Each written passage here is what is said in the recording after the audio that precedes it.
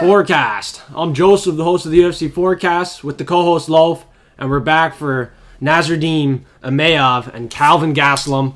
These are the early predictions for the UFC Forecast. Loaf, cheers. Little break away. Yeah, start the year off fresh here. Let's kick it off with the early prelims. Priscila, Cachoeira, and Sijara, Eubanks. Odds came out today.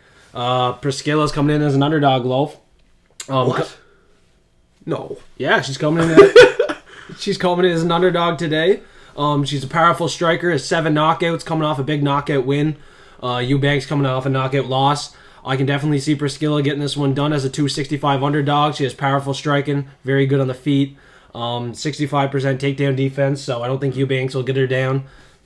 I think it's just going to be Priscila on the feet, being way too powerful, and likely going for the knockout. What do you think, Loaf? Yeah, I'm going to say the same. Definitely jump on this one early because that 265 will not be there when Saturday comes. I don't think so. No. She had won her last one against Ariana Lipski by TKO, and Sarah lost her last one by TKO. Yeah. So, I mean, against 8-7, 8 wins, 7 losses against a 12-4. Yeah. So, I got to go Priscilla. I don't know why the odds are that I thought Priscila was going to come in as a favorite here, honestly. Oh, like she should. Like before the odds came out, when I seen 265, I was like, oh my god. Eubanks is up there in age too, 37. Yeah, 37 years old. You know, the gas tank's pretty questionable for her. It's Priscila for sure. Yeah, Priscila looked good in her last fight against Lipski. I think I had Lipski in the last one, and Priscila. Definitely be looking at that knockout prop once more odds open up here. Yeah, Priscila Cachoeira is the bet. Yeah, she's definitely the bet to start off 2023. And next up, we got Charles Johnson coming in against Jimmy Flick. 2-year layoff for Jimmy Flick, but $4 underdog, man. I think that's a little disrespectful for him. Coming off a big submission against Cody Durden in the first round. Flying triangle. Jimmy Flick actually has 14 submissions out of his 16 wins, and I honestly think he can probably get a submission in this one, so I could sprinkle something on that. But $4 on the money line, that's a good play too. Charles Johnson didn't look the greatest in the last time out against Zhalgas Zhumagulov. It was a split decision there. Nurmagomedov, he had a good fight there. He proved that he can hang with the upper echelon guys, but I just feel like Jimmy Flick, $4, he's going to get this one done, Loaf. Yeah, I mean, the way that Charles Johnson's looked against Zhalgas wasn't good. I mean, I thought Zhalgas won that fight. He probably did win that fight. And Jimmy Flick, I mean, like I said, 14 submissions out of 16. $4 is crazy line. I think by the time Saturday hits, that will be $3 and something, I believe. Yeah, but he's still a good dog. Oh, yeah. So I'm going to take Jimmy Flick all day long. I mean, It's a high price. It might be a little sketchy, but I'm taking Jimmy. I'm pretty confident in Jimmy. Not quite sure why people are so high on Charles Johnson. He's the former LFA champion, but, you know, on the feet he's pretty good. Yeah. But his takedowns, he's not really going for them. And if a guy wants to go to the ground with him and pull out a submission, Nurmagomedov wasn't successful, but he just dominated for the course of 3 rounds, so... Yeah, I don't know if Jimmy Flick will sink in that sub. I think people are high on Charles because he stuffed a lot of Zhalgas' takedowns. But the thing about Zhalgas is the Muhammad fight too, like Nurmagomedov couldn't get him out of there, so it's like Muhammad got a bunch of takedowns on him though. Yeah. So I think I think Jimmy Flick has those long arms. He'll be able to find takedowns. Zhalgas is short and stubby. Yeah. That's why he couldn't get nothing. Yeah, that's true. Charles has a long reach. Jimmy Flick is pretty closer to his reach and stuff. Then in 2 years off, he's probably been training. Big win against Cody Durden. Apparently, it was like a retirement. That's why he took a layoff. His dad, there's some health concerns in the family, so he just took a little layoff there. So he's coming back, and he's probably going to want a big win here against Charles Johnson, who's probably a little bit overrated right now, in my opinion. Yeah, my official prediction would be Jimmy Flick by decision. That would be my pick. Next up, we got Isaac Dulgarian against Dan Argueta, and for me, all day it's going to be Isaac Dulgarian. Yeah, I mean, dog. It's sometimes sketchy betting on the debut fighters, but I mean, this guy, even all his professional and amateur fights ended in round 1. Yeah, all first round, all finishes too. So you got to give it to Isaac Dulgarian. I'd say, man, he looks strong, looks ready to go. I think he'll definitely get it done, make a big statement for his first fight. So I'm going to go Isaac Dulgarian. Probably get this done by finish against Dan Argueta. Argueta, he has a 45% strike and accuracy and a 39% defense. So on the feet, I think Isaac's going to shine here. Yeah. And debut, he can probably get it done. He'll be looking for that knockout. He's probably going to be pretty powerful, just like that Fire Marshall kid that came in. We didn't doubt. I doubted him. You didn't doubt him, but this is another situation where a debut fighter is going to come in here and probably be looking for that knockout. He's going to be good on the feet. Dan Argueta.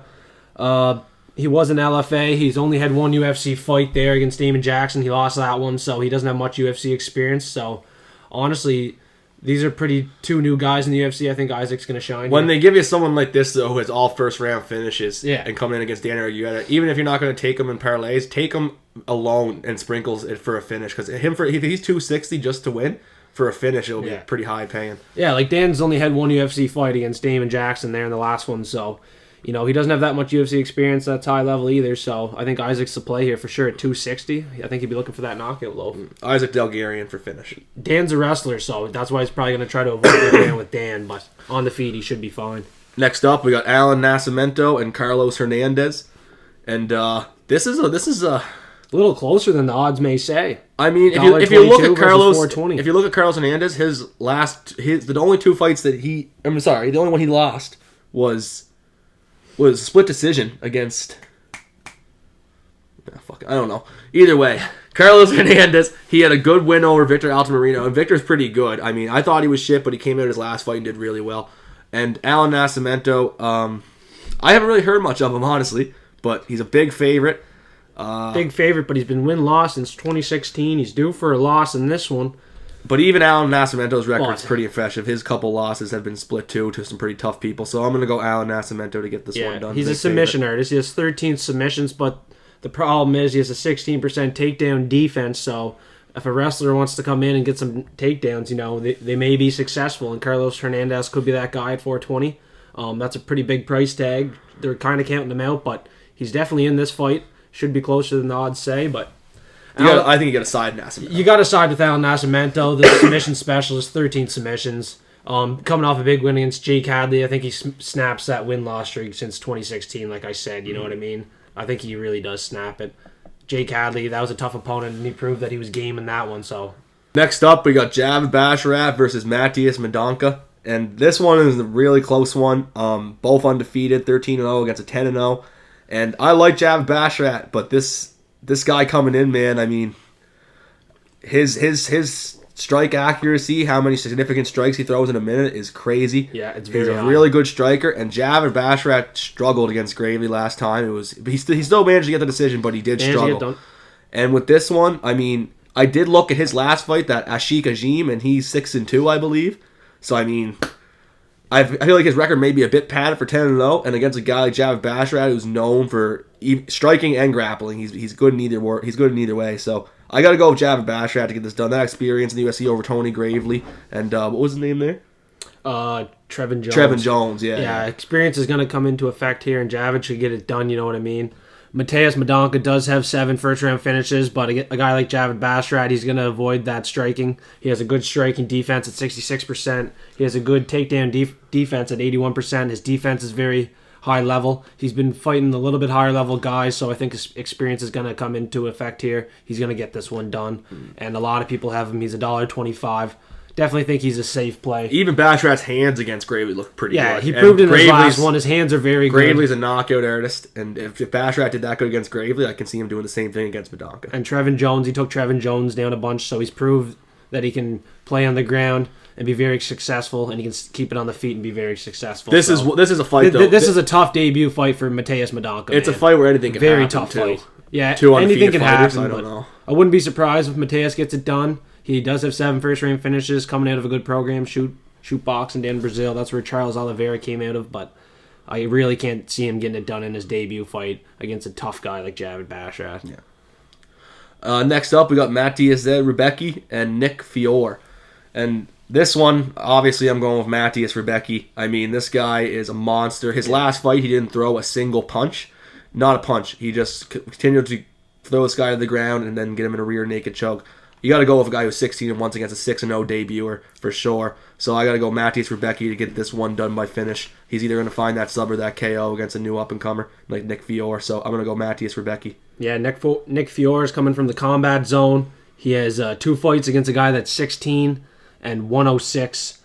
His record's pretty padded, man. He only has 6 wins, 0 losses, not much experience. And a guy like Mateus Rebecki is going to make this guy look like a fucking idiot. Yeah. Huge favorite, 114. Not really sure why Nick Fiore even got the UFC shot here. Especially against Rebecki. Especially against a guy like Mateus Rebecki. Very tough debut for a guy like Nick Fiore. And this is a really early push for the UFC. 25 years old. Doesn't even have that much experience yet, man. Definitely cannot back him at 550. No. Not a fucking chance. Next up, we got Claudio Ribeiro going down against Abdul Razak Alhassan. And Abdul Razak, he has 11 first-round finishes. But, man, he has a loss to Chaos Williams by knockout. A guy like Claudio with that height and reach advantage. He's proved in the Dana White Contender Series he can get that knockout. I definitely think he can get it done, Loaf. Yeah. It's priced pretty even. Abdul does have that finishing ability with the knockouts in the first round, but this is a tough fight. It's going to be tough to read the length of Claudio. Yeah. Oh, fuck, man. I don't think he can get it done, but... No, Claudio Ribeiro's going to keep him at bay with that 4-inch reach advantage. I mean, the guy's a monster. All 10 of his wins are by KO. His round 1 in Dana White Contender Series against Ivan Villanueva. And Joe Quinn Buckley bet Abdul Razak Alhassan last time. Abdul, I think he's one of those fighters who does really good until he comes to the UFC, and I feel like that's still going to be the case here. I feel like a guy against Claudio. Claudio's a big fucking dude, really strong. I got to go with Claudio, man. I feel like this is a ridiculous price, $1.90. He should be way lower. But I think I got Claudio Ribeiro all day long.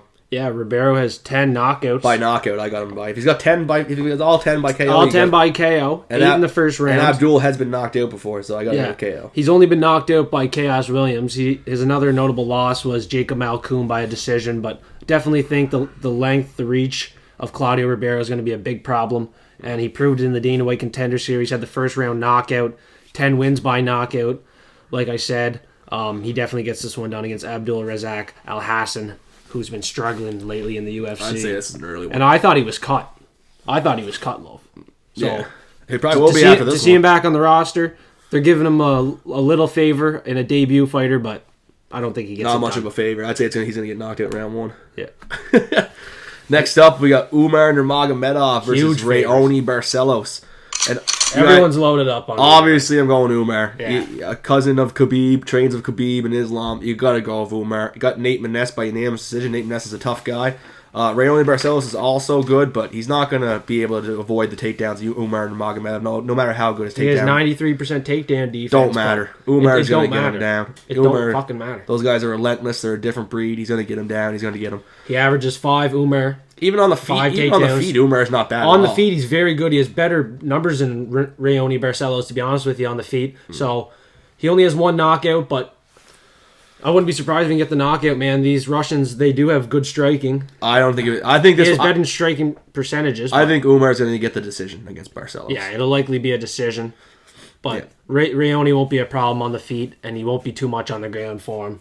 Even though he's a black belt in BJJ, I think Umar gets this one done. Like you said, not much else to add. No, not at all. No. Next up, we got Ketlen Vera versus Raquel Pennington. I was back and forth on this one. And I mean... I likely would not bet it either. Definitely I got to go with Ketlen Vera, man. I mean, she looks good. She bet Holly Holm last time by split decision, a former champion. Yeah, she just got controlled in that one up against the fence, so she can avoid that against Raquel Pennington. And Raquel does have hard hands, but I mean, 9 losses is concerning against someone who only has 2 losses. So I got to go with Ketlen Vera to get this one done. I think she'll have really good striking against Raquel. As long as she stays off the ground, avoids those takedowns, she'll be fine. So I got Ketlen. I think she'll maybe even be the one to enforce the takedowns on Raquel Pennington. So I got Ketlen Vera to get this done. Most likely by decision, could be a finish. I'm just going to pick Ketlen Vera just to win at $1.80. Yeah, I'm going to go against you on this one. Just because the Irene Aldana fight, Ketlen Vera got knocked out in the first round by her, Aldana. And Raquel Rocky Pennington got the split decision win against her. Other than that, Pennington has fought champions like Amanda Nunes. Got knocked out to her late in the 3rd round. She's fought Holly Holm as well. She fought Drain Durami. She's fought very good competition. A unanimous decision win against Aspen Ladd, which sent Aspen Ladd out of the UFC. I think Rocky's the play in this one, 190. But Ketlen Vera, Brazilian, she's a very good pick too. Definitely wouldn't bet this one. This is a very close fight. It's definitely going to be going to the judges, but I'm going to have to side with the girl that's only lost to former champions or current champions. Yeah, that's going to be a close one. Yeah, it's going to be a very fucking close fight. Next up, we got Punahele Soriano versus Roman Kopylov. And for this one, I I know people are going to disagree. I got Roman Kopylov, man. I mean, his hands looked unreal against Alessio Di Chiro last time. Really hard hands. I think this kid waits for his moments in fights and finds his rhythm. Punahele Soriano has struggled in the UFC. He is picking it back up a little bit now. I got to go with Roman Kopylov, man. I think he's going to surprise a lot of people here. And, yeah, I just don't feel like Punahele Soriano has the hands like Roman does. So I'm going to go Roman Kopylov. I think he's going to get the KO on Punahele. I definitely see the knockout in this one. Not sure who it's going to be. It's a close fight, Loaf. Kopylov, he did look impressive in his last one. He has a lot of power, but Punahele, it's the same story for him. He has a lot of power too. Knocked out Dushko Todorovic, knocked out Dalcha Lungambula, and he knocked them out quicker. Fuck, man, like this is a very close fight to predict. Both 9-2. And Roman got his chin tested against Alessio. He pieced Roman up for a bit, and he withheld everything. He withheld it, but I think Punahele Soriano might be able to get it done. The way he looked in his last one against Dalcha Lungambula in the second round, he came out there and just completely flattened him. He's 3-5 in the UFC. Roman Kopylov's only 1-3 in the UFC. So Soriano's been here a bit longer. He's just getting his feet under him now, and Roman Kopylov honestly isn't doing great in the UFC either. You know, picked up his first win against Alessio Di Chirico. You know, he could be 1-4 after Punahele Soriano. He honestly could be on his way out of the UFC. So it just depends on how this fight goes. It's a pretty close fight, but I'll go against you in this one. I'll go Punahele Soriano to get it done by knockout. And this is another close fight. We got Dan Iggy 175 going against Damon Jackson $2. Loaf, who you got in this one? We were on Dan Iggy. I love Damon Jackson. He did do really good with that TKO against Pat Sabatini, but I mean Dan Iggy he lost to Mozart Evola by unanimous. The guy has fought the Korean Zombie, Calvin Kattar. I mean, this guy has fought high level people, and it's all been decision. He's never got finished by them. I gotta go with Dan Iggy, man. His hands are hard. As long as he avoids those takedowns of Damon Jackson and those submissions, he'll be fine. It'll be like an Ilya Tapire versus Damon Jackson fight. His hands are gonna be too strong for Damon. So I like Damon a lot. But his win's coming to an end here, I'd say. Dan Iggy's going to take it over. Yeah, that 4-fight winning streak might be getting snapped against Dan Iggy, who knocked out Gavin Tucker, unanimous decision win against Edson Barboza, before having to fight the Korean Zombie, Calvin Kattar, tough competition. I definitely think he's going to get a win in this one. He's only 31 years old. He's been fighting the better competition, even though he's been coming up short in the unanimous decisions. Damon Jackson's not the higher level guy. One of the higher level guys. Definitely think this is an easy fight for Dan Iggy. I'd say Dan Iggy will get it done. Yeah, Dan Iggy. Next up, we got the last fight of the night, Nasruddin Imavov versus Kelvin Gastelum. And I got to go with Nasruddin, man. I mean, the guy has, a 6-inch height advantage. He's got a 4-inch reach advantage. His striking, his significant strike, it's all better than Kelvin Gastelum's. 4-2 striking differential. Yeah, Nasruddin looked unreal against Joe Quinn Buckley, was able to keep him at distance, got the good strikes on him. And Kelvin Gastelum, I feel like he's a little overrated, right? A lot of people think he's unreal, but 17-8, that's not a great record. He's 1-6 in those last couple UFC fights. Exactly. That's not great either. No, I got to go with Nasruddin, man. I mean, he's looked really well this far out in the UFC, and I got to give it to him again. I think Nasruddin Imavov will get this one. I'm just going to take it because I don't know how this is going to finish, so I'm thinking decision, but I don't know. So Nasruddin just to win. Yeah, Nasruddin has 5 knockouts, 4 submissions. The rest are decisions. Likely goes to a decision against Kelvin Gastelum. Because he went to a decision with Cannonier, right? He went to a decision with Cannonier, Israel Adesanya. He got submitted by Jack Hermanson in the first round, I seen.